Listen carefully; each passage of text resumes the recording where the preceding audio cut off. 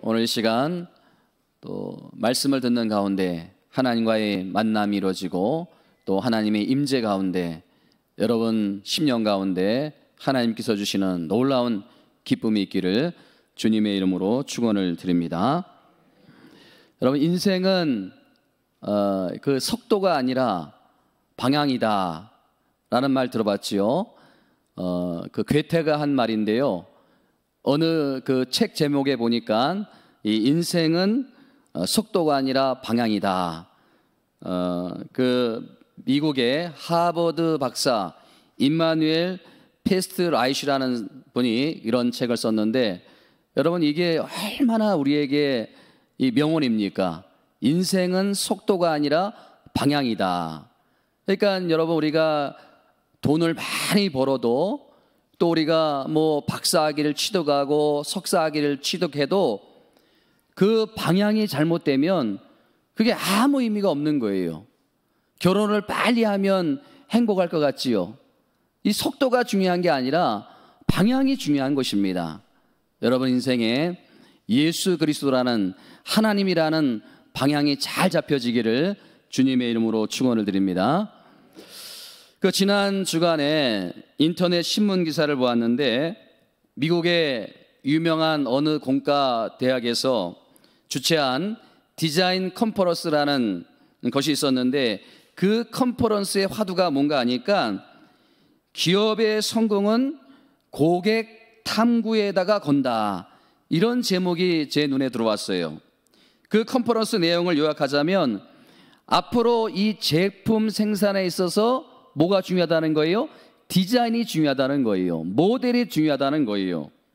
그렇기 때문에 이 디자인이라는 것은 고객의 욕구를 발견하는 탐구 정신이 그 성패에 달려있다, 그렇게 말하면서 많은 기업인들, 많은 CEO 대표들이 이제 발제를 했는데 그 유능한 그 회사들마다 새로운 아이디어를 얻기 위해 가지고 이 고객의 가정을 방문하고 때로는 그 냉장고 문도 열어보고 때로는 24시간 그 고객들을 밀착 이제 해서 그 고객들의 행동을 주시하고 분석하고 이런 연구를 하는 그런 일들을 하더라는 거예요. 그래서 그 신문 기사가 그런 내용들을 다루고 있는데 제 눈길을 끄는 것은 그 신문 기사의 그 머리 기사였어요. 그 머리 기사가 어떻게 타이틀이 나와 있는가 하면은 혁신 경영 퀘스천 마크하고 그 다음에 뭐냐면 디자인의 눈으로 봐라, 디자인의 눈으로 봐라. 저는 목사가 아닙니까? 그래가지고 그 타이틀을 신앙적인 관점에서 보았어요. 그래서 이렇게 읽어보았어요. 건강한 신앙생활 퀘스천 마크, 하나님의 시각으로 보라, 하나님의 눈으로 보라, 믿음의 눈으로 보라는 거예요. 여러분 지금 그 모든 상황을 하나님의 시각으로, 하나님의 눈으로, 믿음의 눈으로 보고 있습니까? 여러분 물건을 파는 이 기업인들도 이렇게 자기들의 고정관념에 머물지 않기 위해서 끊임없이 고객을 관찰하고 연구하고 분석하고 그렇게 하는 것처럼 이 건강한 신앙생활도 끊임없이 자기를 내려놓고 자기의 고정관념을 내려놓고 하나님의 생각과 또 하나님의 관점을 가지려고 이렇게 몸부림치는 그런 노력이 우리에게도 필요하다는 것입니다. 여러분 이런 과정을 거치지 않는 신앙생활은요 아무런 체험이 없는 종교생활에 불과하다는 것입니다. 오늘 본문에 나오는 내용도 마찬가지입니다. 하나님께서는 상식적으로 이해가 되지 않는 그 요구를 계속해서 이 엘리야 선지자에게 하고 있는 거예요. 여러분 이 열왕기상 17장 1절 말씀에 보면요 엘리야가 담대하게 그 악한 왕에게 전쟁을 선포하지 않습니까? 하나님의 선지자가 이렇게 멋지게 그 도전장을 던졌는데 그 다음 하나님께서 이 엘리야 선지자에게 요구하는 게 뭐예요? 악한 아합과 맞서 싸우는 것이 아니라 너는 그레시나 가서 숨어 지내라는 거예요. 여러분 인간적으로 이게 이해가 되는 요구입니까? 그런데 여러분 놀라운 것은 엘리야가 어떻게 반응하는가 하면 그 하나님의 말씀에 토시 하나 달지 않고 질문 하나 던지지 않고 그 말씀 그대로를 수용하는 거예요. 그렇게 해서 이 엘리야가 그리 시내가에서 이제 숨어 지내는 거예요. 근데 제가 더 주목하는 게 뭐냐면요, 자 여러분 열왕기상 17장 7절 말씀을 다시 한번 읽어봅시다. 7절 말씀 시작. 땅에 비가 내리지 않으므로 얼마 후에 그 시내가 마르니라. 이해가 되지 않는 그 상황이 계속 발생이 되는 거예요. 여러분, 아니 하나님께서 엘리야에게 지금 어디로 가라 했습니까? 그리 시내가에 가서 숨으라는 거예요. 그래서 그리 시내가에서 숨었어요. 그런데 그리 시내가에서 숨어 있는데 결과가 어떤 결과가 나왔습니까? 그 시내가 마르니라. 그러니까 시내가 말라버리는 위기가 찾아온 거 아닙니까? 그리 시내가에서 그 까마귀가 물어다 주는 그 먹이로 생명을 연명하고 있었는데 그 그리 시내가의 물이 마지막 생명줄과 같은 것이었는데 결국 그 시냇물까지도 완전히 말라버리는 그런 위기가 이 엘리야에게 찾아오더라는 거예요. 여러분, 저는 이 이해가 되지 않는 상황, 이 말씀을 묵상하면서 한 주 내내 우리 성도님들을 이 가슴에 품게 되었어요. 얼마 후에 그 시내가 마르니라. 한마디로 말해서 이 우리 성도님들의 그 마음이 제 마음에 품어지는 거예요. 목사님, 우리 집에 시내가 말라버렸습니다. 시내가 말라버려가지고 우리 가정이 고통 중에 있습니다. 하나님이 고통이 언제 끝나는지, 이 고통이 왜 지속되는지 알 수가 없습니다.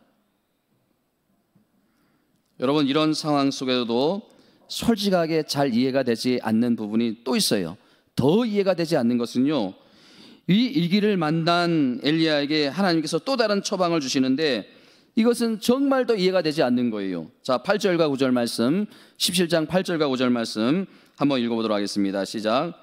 여호와의 말씀이 엘리야에게 임하여 이르시되 너는 일어나 시돈에 속한 사르밧으로 가서 거기에 머물라. 내가 그곳 과부에게 명령하여 내 음식을 주게 하였느니라.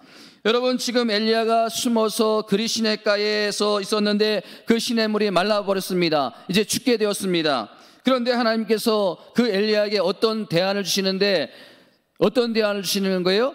그 말라버린 그 그리 시냇가를 떠나가지고 어디로 가라는 겁니까? 시돈 땅으로 가라는 거예요. 시돈 땅으로 가라는 거예요. 여러분, 엘리야의 입장에서 보면요, 이 말씀에는 절대 순종할 수 없는 거예요. 엘리야가 사르밧으로 절대 갈 수가 없고 가면 안 되는 여러 가지가 이유가 있는데 그 중에 하나가 뭐예요? 이 그리 시냇가에서 사르밧까지는 무려 400리나 된다는 거예요. 400리. 여러분, 400리가 몇 킬로입니까? 160km 정도 되는 거예요. 인천에서 대전까지 거리가 약 160km 정도 되는 거예요. 차로 가면 2시간 30분 정도면 가는 거리인데 사람이 걸어간다고 생각해 보세요. 게다가 지금 엘리야는 지명수배가 내려진 상태가 아닙니까? 그 악한 왕이 명령을 내려가지고 엘리야를 지금 당장 잡아오라, 그렇게 명령한 상태인데 여러분 생각해 보세요. 그 400리나 되는 거리를 가면서 얼마나 많은 위험에 노출이 되겠습니까? 엘리야에게 그 아합왕에게 잡히면 금방 죽을 수 있는 그런 상황 아닙니까? 대단히 위험한 일이에요, 이것은. 그러니까 하나님의 명령이라고 하지만 이 엘리야가 그리 시냇가를 떠나가지고 이 시돈 땅 사르밧까지 갈 수 있는 것은 굉장히 어려운 거 아닙니까? 또 하나는 뭐냐 하면요, 이 엘리야가 순종하기 어려운 또 하나의 이유는 뭐냐 하면 하나님이 가라고 하신 그 시돈이 어떤 곳인가 하면요, 그 악한 아합왕의 그 부인이 이세벨인데 그 이세벨의 고향이 어디입니까? 그 이세벨의 고향이 바로 이 시돈이에요. 그러니까 엘리야가 하나님 말씀에 순종해가지고 그 시돈 땅 사르밧으로 간다는 것은 어디로 들어가는 거예요? 호랑이 굴로 들어가는 거예요. 날 잡으십시오 하면서 글로 들어가는 거나 다름없는 거예요. 그러니까 이게 하나님의 명령이라고 하지만 도저히 순종할 수 없는, 그런데 왜 하나님은 엘리야에게 사르밧으로 가라 이렇게 명령하셨을까?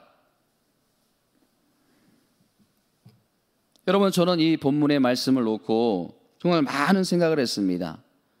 왜냐하면요, 지금 엘리야가 직면해 있는 상황, 그 딜레마 자체가 오늘 여러분들이 지금 겪고 있는 어려움, 지금 여러분들이 직면해 있는 그 딜레마와 너무 똑같다는 거예요.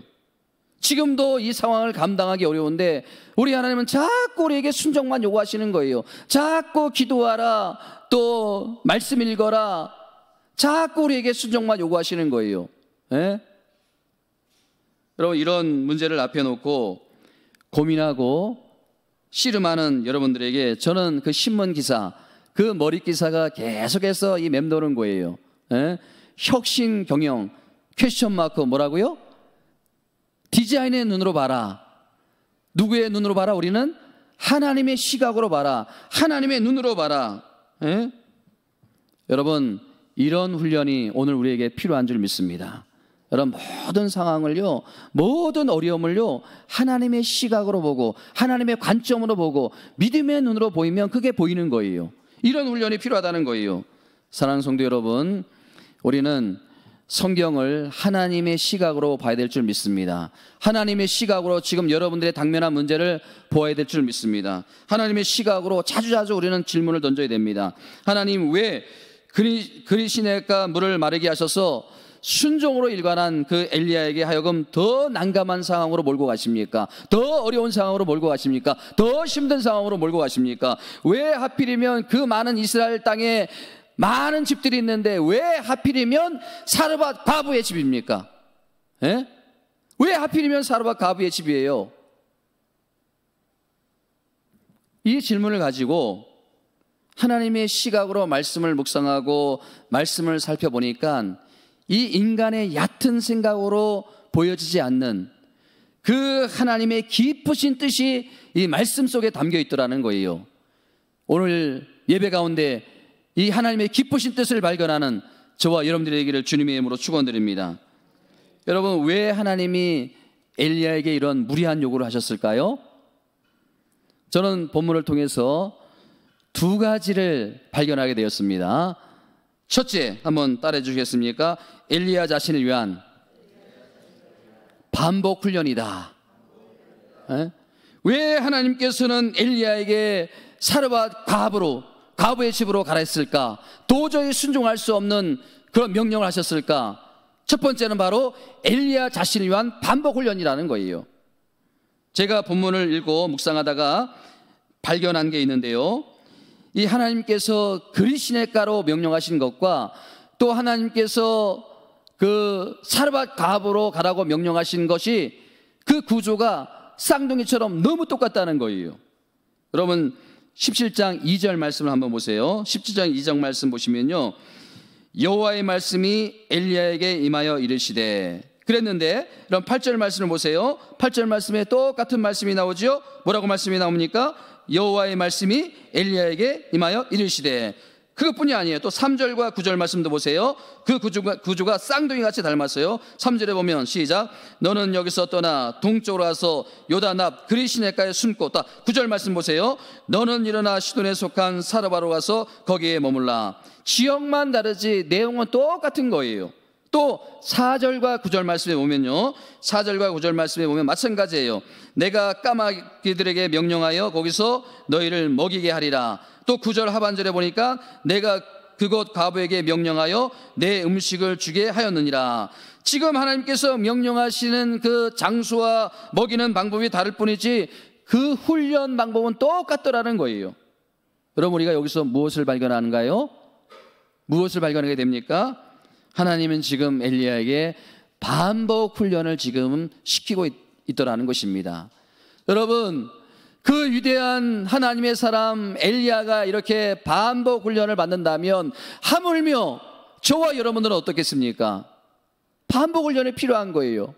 여러분, 왜 이렇게 반복 훈련이 필요합니까? 대답은 간단합니다. 인간은요, 깨달은 대로 사는 존재가 아니라는 거예요. 여러분, 인간은요, 배운 대로 사는 존재가 아니라는 거예요. 인간은요, 익숙한 존재로 사는 거예요. 자기가 익숙한 습관대로 사는 거예요. 깨닫고 배운 대로 사는 존재가 아니라는 거예요. 여러분 솔직히 대답해보세요. 여러분 이 설교 시간을 통해서 말씀을 통해 뭔가 깨달아지는 것이 있지 않습니까? 그러면 그 깨달아진 대로 삶이 사라지던가요? 여러분 깨달은 대로 여러분의 인생이 바뀌던가요? 한 번 여러분들이 깨닫고 그 인생이 바뀌고 한 번 깨닫고 여러분들의 인생이 변화되면 제가 이 자리에 서서 여러분들에게 설교할 필요가 없는 거예요. 수없이 우리는 말씀을 듣고 수없는 설교를 듣고 그럼에도 불구하고 여러분 여기에 있는 분들 중간에 최소 일주일에 저에게 설교 5번 이상 듣는 분들이 꽤 있지 않습니까? 새벽에 4번, 수요일날, 금요일날, 주일날 오전. 그럼에도 불구하고 깨닫는데도 또 배운 대로 우리가 살지 못하는 거. 그래서 하나님은 우리를 계속해서 반복 훈련을 시키는 거예요. 그냥 고개만 끄덕끄덕 가는 존재가 아니라 정말 하나님 앞에 온전한 순종의 사람으로 설 수 있도록 그렇게 우리를 반복 훈련을 시켜주는 줄 믿습니다. 그런 반복 훈련이 필요한 거예요. 제가 언젠가 말씀드렸지만 여러분 그 송창식 가수 잘 아시죠? 예? 그 송창식 가수가 얼마나 그 통기타를 치면서 구수하게 또 맛깔나게 노래를 잘 부릅니까? 예? 그 송창식 교수가 인천 출신인 거 아시세요? 인천 출신이에요. 지금 나이가 70대 중반인데요.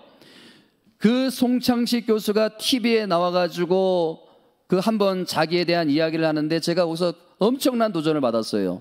이 송창식 가수가 50년 동안 그 통기타를 치면서 노래를 부르며 그렇게 생활했는데 여러분 그 송창식 가수가요 하루에 그 기타 주법 연습을 1시간 이상씩 꼬박 한다는 거예요. 1시간 이상씩. 예? 왜 그렇게 하는가 했더니 자기가 이렇게 주법 연습을 하지 않으면 그 실력이 사라진다는 거예요. 그러니까 이 송창식 가수는요 깨달은 대로 배운 대로 행하는 사람 아닙니까? 익숙한 대로 사는 사람이 아니에요. 그가 한 말이 놀랐습니다.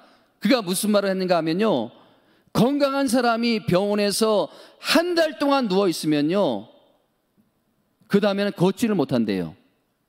그 얘기를 하면서 자기는 매일같이 그 주법 연습을 익숙하지만은 1시간 이상씩 한다는 거예요. 한 번도 그것을 걸은 적이 없다는 거예요. 여러분 우리가 병원에 가서 수술을 여러분들이 아무리 잘 받아도요 재활을 하지 않으면 혹독한 재활을 하지 않으면요 쓸 수가 없는 거예요. 여러분 훌륭한 설교를 들어도 성경 공부를 여러분들이 잘 배워도 반복 훈련을 자꾸 해야 된다는 거예요. 반복 훈련이 필요하다는 거예요. 여러분 그렇기 때문에 우리에게 정말 필요한 것은 반복 훈련인 줄 믿습니다. 여러분 우리가 주일 예배 한 번 예배 드린다 해서 그게 내가 영적으로 유지할 수 있다. 이거는 엄청난 교만이에요.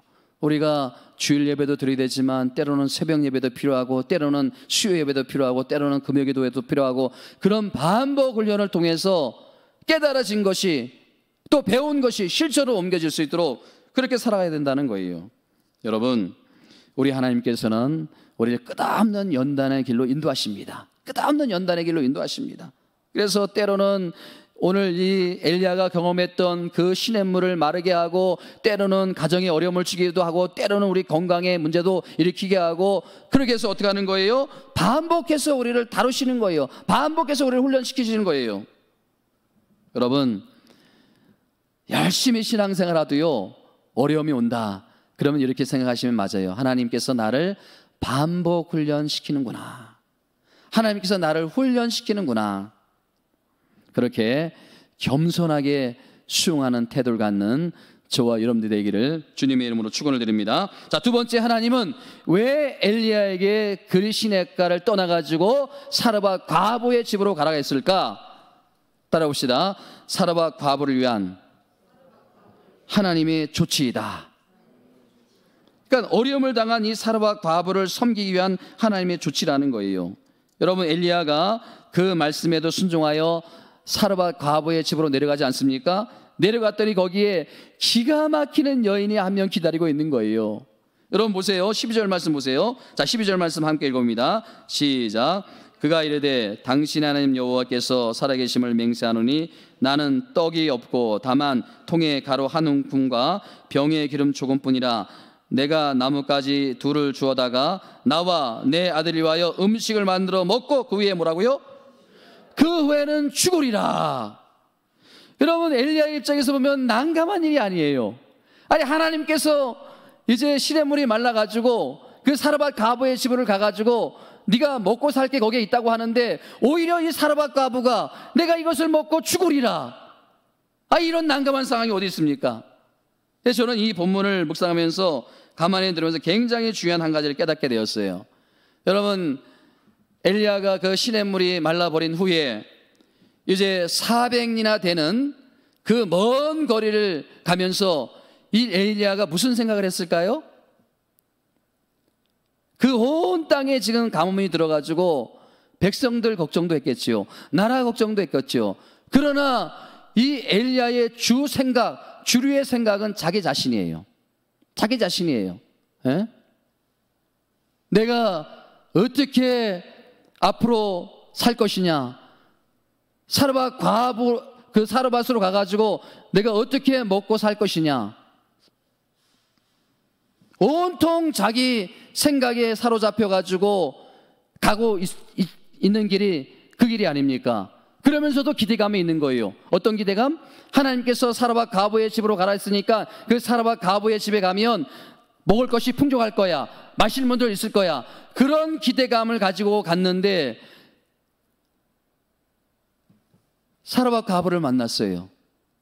세상에 상황은 완전히 정반대 아닙니까? 예? 여러분, 이후에 펼쳐지는 성경이 어떻게 전개됩니까? 사르밧 과부가 엘리야를 살리는 것이 아니라 오히려 엘리야가 사르밧 과부와 그 아들을 살려내는 그런 기적이 일어나더라는 거예요. 여러분, 13절 말씀해 보세요. 위로받아야 될 엘리야가 먼 길을 오면서 지친 엘리야가 위로를 받아야 되는데 오히려 엘리야가 과부를 위로하고 있어요. 저는 이게 너무나 아름다운 장면입니다. 13절 말씀 함께 읽습니다. 시작. 엘리야가 그에게 이르되 두려워하지 말라. 가서 내 말대로 하려니와 먼저 그것을 나로 위하여 작은 떡 한 개를 만들어 내게로 가져오고 그 후에야 너와 내 아들을 위하여 만들라.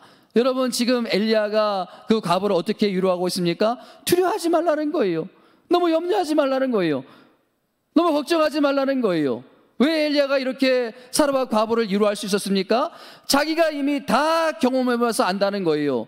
자기가 이미 그리시네가에서 까마귀가 물어다 주는 것을 가지고 생명을 영장하고 또 이 그리시네가에 물이 말라가지고 자기가 지금 다 죽게 생겼다고 이렇게 생각했는데 하나님께서 나를 이 사르밧 과부의 집까지 인도하시는데 도와주셨기 때문에 그 경험을 내가 다 해봐서 안다는 거 아닙니까? 그러니까 여러분, 살아계신 하나님께서는 죽도록 망하도록 내버려두지 않는다는 거예요. 이거를 이미 엘리야가 다 경험해봤기 때문에 엘리야가 그런 어려움을 다 경험해보고 그런 상처를 경험해왔기 때문에 그 사르밧 과부를 위로해 주시는 거 아닙니까? 저는요, 이 말씀 앞에 목사로서 굉장한 찔림을 받았어요. 여러분, 목회자들이 어려움을 당한 우리 성도님들을 신방하지 않습니까? 신방하지 않습니까? 기도하고 위로해 준다고 하는데 신방을 가는데 그 말씀이 그들에게 얼마나 위로가 될까? 왜? 목사는 경험해보지 않았기 때문에, 그 어려움을 경험해보지 않았기 때문에. 엘리야는 다 경험해본 거예요. 그렇기 때문에 능히 그 사르밧 과부를 위로해 줄 수 있고 그 사르밧 과부에게 담대하게 선포할 수 있던 것이 아닙니까? 살아계신 하나님께서 나를 지금까지 이 가뭄 속에서도 살려주시고 내 목숨을 지켜줬는데 너도 하나님께서 지켜준다는 거예요. 걱정하지 말라, 염려하지 말라는 거 아닙니까? 여러분, 그 사랑의 교회 원로 목사님이신 고 옥하는 목사님 목사님께서 이제 그 폐암 선고를 받았어요. 폐암 선고를 받아가지고요. 이제 폐암 수술을 병원에서 이제 받았는데 그 어떤 그 제자 목사님이 이제 병만을 왔는데 그때 옥하는 목사님께서 하신 말씀이 자기는 잊혀지지가 않는다는 거예요. 그 여러분 한국에서 대표되는 목사님, 그 존경을 받는 목사님이 아닙니까? 근데 그 목사님께서 내가 60세가 넘어가지고 이 폐암 선고를 받고 수술을 받고 나니까 내가 지금까지 목회하면서 수많은 성도들에게 위로라고 던져줬던 말들이 다 공허하게 느껴지더라는 거예요. 자기가 경험해보지 않고 그 암 걸린 사람들이 가가지고 기도해주고 위로해줬던 말이 그게 다 공허한 말이었던 거예요. 그래서 그 순간 얼마나 회개했는지 모른다는 거예요. 얼마나 회개했는지 모른다는 거예요. 자기가 겪어보지 않으면 이해한다고 안다라고 말할 수 없는 거예요. 여러분, 저도 신방하는 태도가 달라진 때가 언제인가 하면 저희 집사람이 갑상선 암으로 수술 받을 때 그때 제가 바깥에서 기도하면서 그 초조하게 기다린 그 마음이 품게 되니까 그 성도님들의 수술하는 그 가서 신방하는 자세가 틀려지더라고요. 내 마음이 틀려지더라고요. 가족이 되어보지 않으면 모르는 거예요. 당사자가 되어보지 않으면 모르는 거 아닙니까? 여러분, 이런 관점에서요, 따라해봅시다. 고통은 사명이다. 무슨 사명이에요? 고통은 다른 사람을 위로해주는 사명이 되는 거예요. 내가 그만큼 어려움을 겪고, 내가 그만큼 아픔을 겪고, 내가 그만큼 가정의 힘듦을 겪고, 남편 관계에서 어려움이 있었고, 자녀들 때문에 어려움이 있어도 그런 고통은 다른 사람을 위로해 줄 수 있는 사명이 된다는 거예요. 여러분, 그리시네가에 말라버리는 그 엘리야가 고통을 겪으면서 그 사르밧 과부를 만났을 때 내가 먹고 죽으리라 그랬을 때 그 과부를 살려내는, 그렇죠? 그 어려움 가운데 있는 분들을 살려내는 여러분들의 고통이 그렇게 아름답게 쓰임받기를 주님의 이름으로 축원을 드립니다. 오늘 말씀 가지고 한 가지 더 포인트를 살펴보고자 하는데, 오늘 본문에 나오는 이 엘리야의 순종하고요, 이 사르밧 과부의 순종이 너무 닮았다는 거예요. 에? 여러분, 이 순종이 나중에 얼마나 큰 기적이 일어납니까? 여러분, 이 먼저 엘리야의 순종을 한번 보십시오. 3절부터 5절까지 말씀해 보세요. 3절부터 5절까지 말씀해 보면요, 이제 너는 여기서 떠나 동쪽으로 가서 요단 앞 그리시네가에 숨고 그 시냇물을 마시라. 내가 까마귀들에게 명령하여 거기서 너를 먹이게 하리라.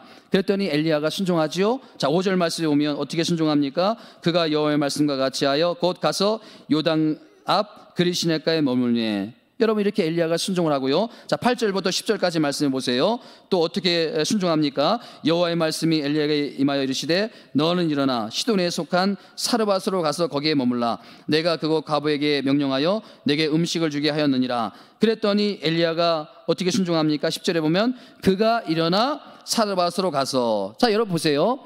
우리말 성경에는 빠져 있는데요, 10절 말씀에 그가 일어나 사르밧, 시돈에 속한 사르밧으로 가서, 이 가서 앞에 어떤 단어가 빠져 있는가 하면 곧, 즉시라는 그 단어가 빠져 있는 거예요.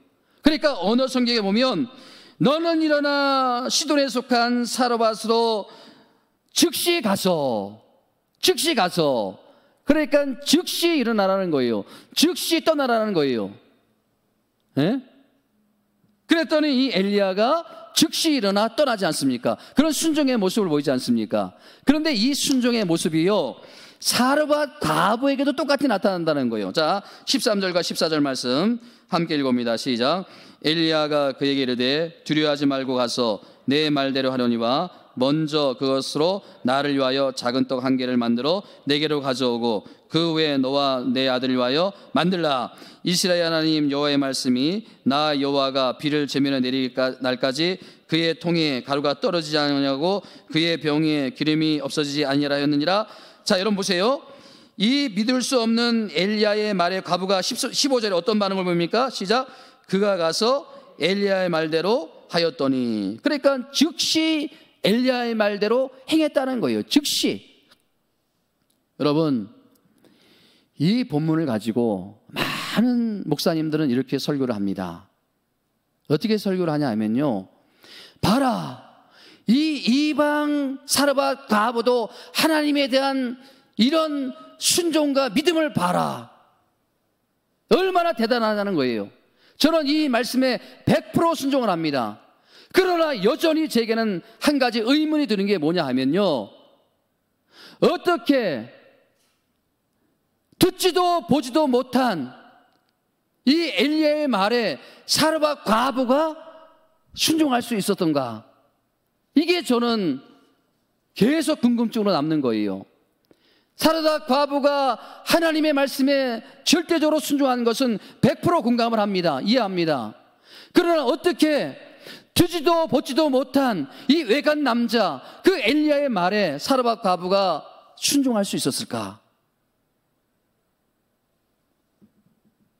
저는 여기에서 참 놀라운 사실 하나를 발견합니다. 여러분, 오늘날 이 한국 교회의 위기는요, 이 목회자들의 말이 도무지 먹혀들지 않는다는 거예요. 그래서 저는 이런 관점에서 이 엘리야를 주목합니다. 엘리야의 모습을 바라봅니다. 여러분, 엘리야가 하나님 말씀에 전적으로 순종하니까, 그런 모습을 보니까 이 사르밧 과부도 전적으로 순종하는 자세로 나가더라는 거예요. 여러분, 이 교회의 위기는요, 이 지도자, 목회자의 위기예요. 교인들이 하나님을 믿는데 이 목회자들의 말은 믿지 못해요. 하나님은 다 믿어요. 그런데 목회자들의 말에 신뢰가 가지 않는 거예요. 목회자들에 대한 믿음이 가지 않는 거예요. 예?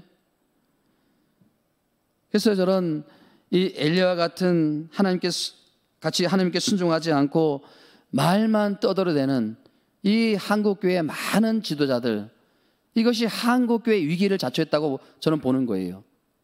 예? 말과 행동이 너무 달라요. 이 강대상에는 얼마나 천상유수같이 그냥 말씀을 잘 전합니까? 근데 뒤에 와서는 엉뚱한 짓을 하고, 이게 한국교회의 위기예요. 여러분, 제가 하나님께 순종을 하면요, 여러분들도 하나님께 순종하는 사람들이 다 될 줄 믿습니다. 이 한국교회 목회자들이 바로 서면요, 이 한국교회는 일어나게 되어 있어요. 저는 오늘 말씀을 이제 이렇게 마무리하고 싶은데요, 여러분, 이 그리시네가를 마르게 하셨던 그 하나님의 배후에는 세 가지의 영적인 교훈이 있습니다.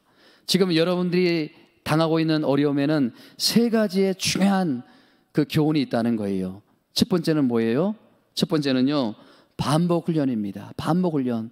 내가 그렇게 하지 않으면 하나님의 사람으로 살아갈 수 없기 때문에, 내가 그렇게 하지 않으면 영적으로 성숙하지 않기 때문에 하나님께서 나를 철저하게 훈련시키는 거예요. 여러분, 어려움이 있습니까? 그러면 하나님이 나를 반복 훈련시키는구나, 그렇게 받아들이면 된다는 거예요. 아멘. 반복 훈련을 하면 되는 거예요. 성경 읽기를 통해서, 기도 훈련을 통해서 계속해서 나를 반복. 자, 두 번째는 뭐라고요? 두 번째는요, 연약한 이유를 섬기는 일에 쓰임받기 위해서 주신 고통이다. 아까 뭐라고 했습니까? 고통은 뭐라고요? 사명이다. 고통은 사명이에요. 여러분 한번 보세요. 여러분들이 지금의 당면한 그 어려움을 이겨내고 나중에 여러분들이 다 문제가 해결되면, 여러분들 주변에 그러한 어려움을 당하는 그런 사람들을 보면서 여러분들은 위로해 줄 수 있는 면허증을 가진 사람, 면허증. 예? 면허증을 가진 사람이 되는 거예요. 마지막 세 번째는 뭐예요? 순종의 본을 보이는 우리의 삶을 통해 하나님께서 영광을 받으신다는 거예요. 예? 이 목사가 순종을 하면 여러분들이 순종을 하고, 여러분들이 순종을 하면 여러분들의 자녀들이 순종을 하고, 여러분들의 가정이 순종을 하면 여러분들의 주변에 있는 사람들이 하나님께 순종하는 그런 기적의 역사가 일어날 줄 믿습니다. 여러분, 저는 오늘 말씀을 이렇게 사실 마무리하고 싶은데요, 여러분 7절 말씀에 이 상황이 어떻게 시작이 됐습니까? 땅에 비가 내리지 아니하므로 얼마 후에 그 시내가 마르니라. 이런 절망적인 말씀으로 시작되었는데 오늘 마무리가 어떻게 됩니까? 오늘 마무리가 얼마나 아름답게 마무리가 됩니까? 여러분 15절과 16절 말씀 우리 다시 한번 읽어보도록 하겠습니다. 시작. 그가 가서 엘리야의 말대로 하였더니 그와 엘리야와 그의 식구가 여러 날 후에 먹었으나 여호와께서 엘리야를 통하여 하신 말씀과 같이 통의 가루가 떨어지지 아니하고 병의 기름이 없어지지 아니하리라. 여러분 보세요. 여호와께서 엘리야를 통해서 하신 말씀과 같이 통의 가루가 떨어지지 않고 병의 기름이 없어지지 아니하리라. 여러분, 절망적인 사건으로 시작됐지만은 그 삶이 힘들었지만은 말씀의 순종함으로 나아갔더니 기적이 체험되는 인생이 바로 우리의 인생이라는 것입니다. 아멘. 여러분, 이런 하나님에 대한 기대감이 여러분들이 다시 한번 회복되기를 주님의 이름으로 축원을 드립니다. 시내가 마르는 그런 위기의 인생으로 시작이 됐는데, 그 시내가 마르는 절망적인 삶으로 우리가 시작이 됐는데, 시내가 마르는 아무것도 없는 허허벌판에서 세워진 이 교회가 이렇게 세워졌는데, 작은 병과 작은 통에 기름이 마르지 아니하고 가루가 떨어지지 않는 풍성한 삶으로 결국 인도해 주시는 그 하나님, 저와 여러분들이 믿는 하나님인 줄 믿습니다. 저와 여러분들이 하나님 믿는 하나님이에요. 그래서 여러분, 사도 바울이 어떻게 선포하는지 그 선포를 우리가 함께 읽어보기를 원합니다. 여러분이 빌립보서 4장 9절 말씀 함께 우리 큰 소리로 한번 읽어봅니다. 시작. 나의 하나님이 그리스도 예수 안에서 영광 가운데 그 풍성한 대로 너희의 모든 쓸 것을 채우시리라. 누가 채워주신다고요? 누가? 사람이? 누가? 가족이? 누가? 일가 친척이? 아니에요. 하나님이 채워주신다. 아멘. 하나님이 채워주신다는 거예요. 여러분, 오늘 성경 말씀해 보세요. 누가 엘리야를 살려냈습니까? 누가 사르밧 과부를 살려냈습니까? 까마귀가 살려냈습니까? 떨어지지 않는 밀가루와 떨어지지 않는 가루가 살려냈습니까? 기름이 살려냈습니까? 누가 살려냈습니까? 하나님이 살려내신 거예요. 하나님이 말씀이 살려내신 거예요. 그러므로 오늘 이 드려지는 예배의 주인은 우리 하나님인 줄 믿습니다. 여러분의 인생의 주인은 하나님인 줄 믿습니다. 우리가 그 하나님께만 예배하기를 원합니다. 그 하나님께서 예배하는 자에게 다시 한번 놀라운 힘을 주시고 또 이 어려움을 이겨낼 수 있는, 감당해낼 수 있는 능력으로 함께해 주실 줄 믿습니다. 오늘 그 하나님을 찬양하며 우리가 찬양 부르기를 원합니다.